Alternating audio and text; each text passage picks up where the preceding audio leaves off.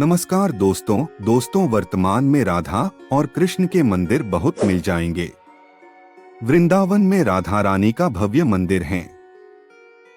कृष्ण के नाम के साथ राधा का ही नाम जुड़ा हुआ है। अब सवाल यह उठता है कि राधा जब श्री कृष्ण के जीवन में इतनी महत्वपूर्ण थी तो उन्होंने राधा से विवाह क्यों नहीं किया? आखिर राधा कौन थी? कैसे हुई उनकी मृत्यु? थी भी या कि नहीं? इन सभी सवालों के उत्तर आज के इस वीडियो में जानेंगे।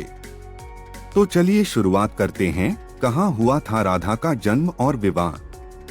दोस्तों, राधा का जिक्र महाभारत में नहीं मिलता है, भागवत पुराण में भी नहीं मिलता है। राधा का जिक्र पद्म पुराण और ब्रह्मवैवर्त पुराण में मिलता है। पद्म पुराण के अनुसार राधा वृषभानु नामक गोप की पुत्री थी। ब्रह्मवैवर्त पुराण के अनुसार राधा कृष्ण की मित्र थीं और उनका विवाह अयन घोष नामक व्यक्ति के साथ हुआ था। कुछ विद्वान मानते हैं कि राधा जी का जन्म यमुना के निकट स्थित रावल ग्राम में हुआ था और बाद में उनके पिता बरसाना में बस गए। लेकिन अधिकतर मानते हैं कि उनका जन्म बरसाना में हुआ था। राधा रानी का विश्व प्रसिद्ध मंदिर बरसाना ग्राम की पहाड़ी पर स्थित है। बरसाना में राधा को लाडली कहा जाता है। क्या रुक्मणी ही राधा थी या राधा नाम की कोई महिला नहीं थी? दोस्तों, कुछ विद्वान मानते हैं कि राधा नाम की कोई महिला नहीं थी, रुक्मणी ही राधा थी। राधा और रुक्मणी दोनों ही कृष्ण से उम्र में बड़ी थीं। श्री कृष्ण का विवाह रुक्मणी से हुआ था, इसलिए समझो कि राधा से ही हुआ। मतलब यह कि राधा का कोई अलग से अस्तित्व नहीं है। पुराणों के अनुसार देवी रुक्मणी का जन्म अष्टमी तिथि को कृष्ण पक्ष में हुआ था और श्री कृष्ण का जन्म भी कृष्ण पक्ष में अष्टमी तिथि को हुआ था। देवी राधा वह भी अष्टमी तिथि को अवतरित हुई थीं। राधा जी के जन्म और देवी रुक्मणी के जन्म में एक अंतर यह है कि देवी रुक्मणी का जन्म कृष्ण पक्ष में हुआ था और राधा जी का शुक्ल पक्ष में। राधा जी को नारद जी के शाप के कारण विरह सहना पड़ा और देवी रुक्मणी से कृष्ण जी की शादी हुई। राधा और रुक्मणी यूं तो दो हैं, परंतु दोनों ही माता लक्ष्मी के ही अंश हैं।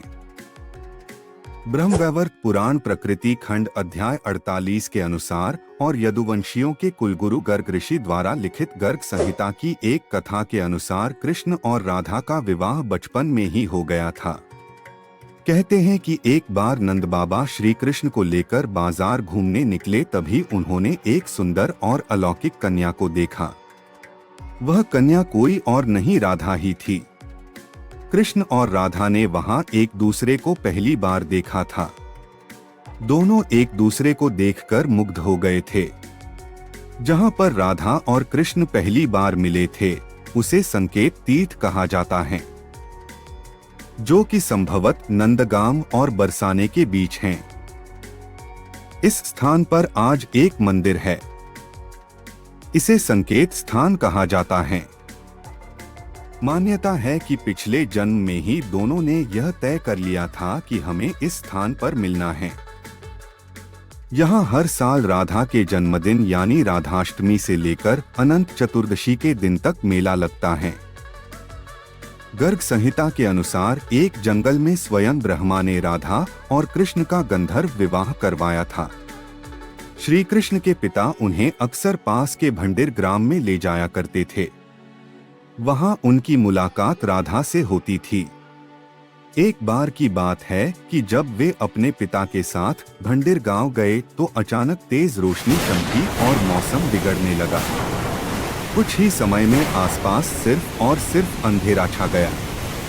इस अंधेरे में एक पारलौकिक शख्सियत का अनुभव हुआ।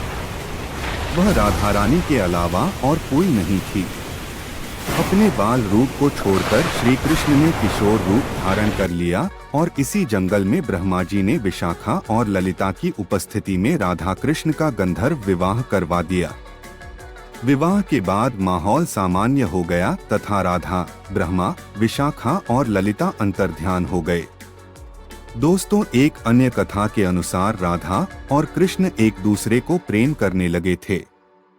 उस वक्त कृष्ण की उम्र 8 और राधा की 12 वर्ष थी।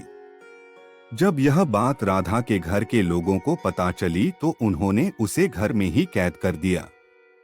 ऐसा किए जाने के कई कारण थे। एक कारण यह था कि राधा की मंगनी हो गई थी। जब कृष्ण को यह पता चला तो वे उसे कैद से छुड़ाकर यशोदा माँ के पास ले आए। यह देखकर यशोदा माँ भी दंग रह गईं। तब उन्होंने कृष्ण को बहुत समझाया कि लल्ला, ऐसा करना ठीक नहीं है। मैं तेरा विवाह दूसरे से करा दूंगी, लेकिन कृष्ण नहीं माने। बाद में यशोदा मैया और नंद बाबा उन्हें लेकर ऋषि गर्ग के पास गए। तब गर्ग ऋषि ने कान्हा को समझाया कि उनका जन्म किसी महान उद्देश्य के लिए हुआ है, अतः वे किसी भी मोह में बंध नहीं सकते। यह व्यर्थ का हठ छोड़ दें। यह सुनकर कान्हा उदास हो गए और उस दौरान उनका बुलावा मथुरा के लिए आ गया। तब वे वृंदावन छोड़कर हमेशा के लिए मथुरा चले गए। कृष्ण जाते वक्त राधा से ये वादा करके गए थे कि वो वापस आएंगे, लेकिन कृष्ण कभी भी राधा के पास वापस नहीं आए और यही दर्द हमेशा राधा और कृष्ण के मन में रहा। दोस्तों, राधा का गांव बरसाना था। कान्हा पहले गोकुल, फिर नंदगांव और बाद में वृंदावन में रहने लगे थे। वृंदावन में ही राधा के परिवार के लोग भी रहने आ गए थे। बस वहीं पर सांकेतिक तीर्थ से जन्मा राधा और कृष्ण का प्रेम पनपा। कहते हैं कि बचपन की मोहब्बत भुलाएं नहीं भूलती। उस काल में होली के दिन यहाँ वृंदावन में इतनी धूम होती थी कि दोनों गांव बरसाना और नंदगांव के लोग वृंदावन में इकट्ठा हो जाते थे।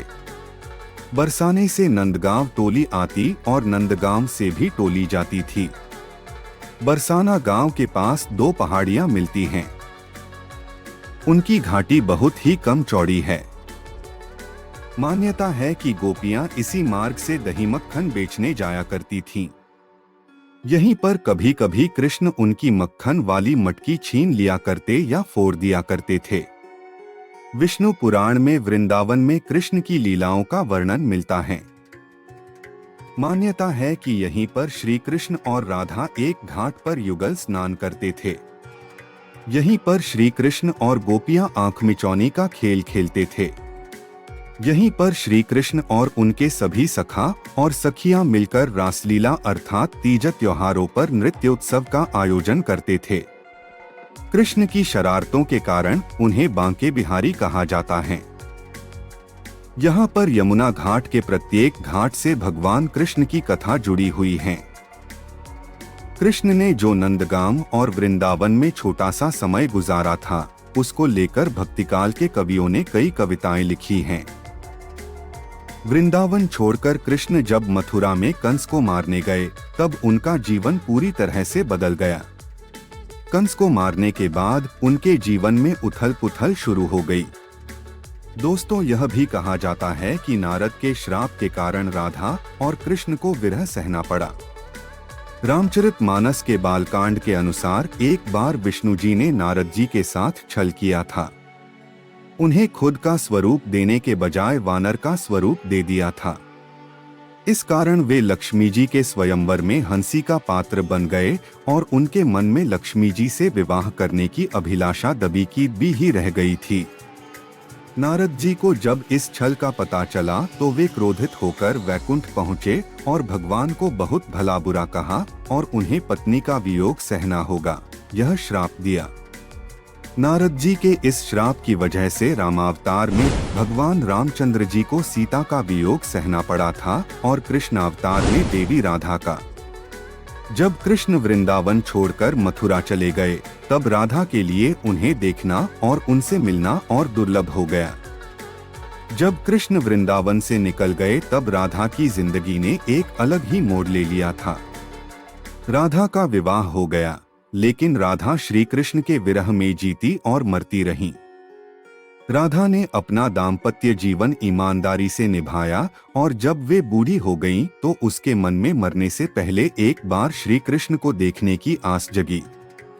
सारे कर्तव्यों से मुक्त होने के बाद राधा आखिरी बार अपने प्रियतम कृष्ण से मिलने गईं।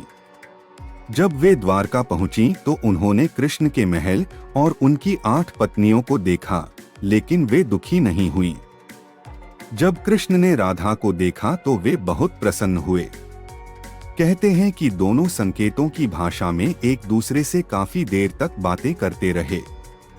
तब राधा के अनुरोध पर कृष्ण ने उन्हें महल में एक देविका के पद पर नियुक्त कर दिया।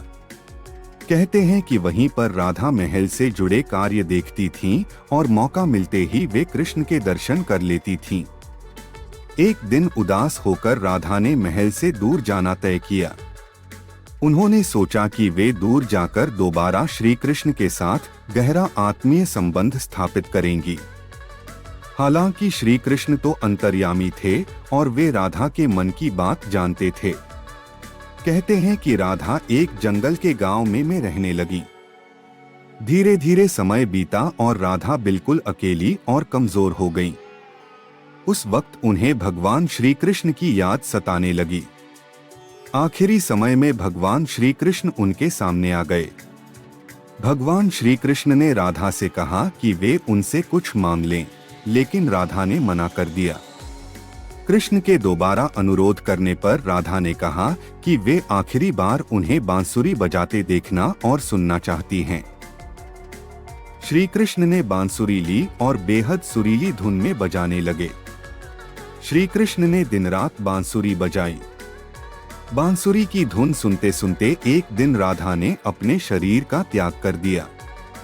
कहते हैं कि श्री कृष्ण अपनी प्रेमिका की मृत्यु बर्दाश्त नहीं कर सके और उन्होंने बांसुरी तोड़कर झाड़ी में फेंक दी। उसके बाद से श्री कृष्ण ने जीवन में कभी बांसुरी नहीं बजाई। दोस्तों, वीडियो अगर पसंद आई हो तो सब्सक्राइब, लाइक्स और शेयर करना ना भूले।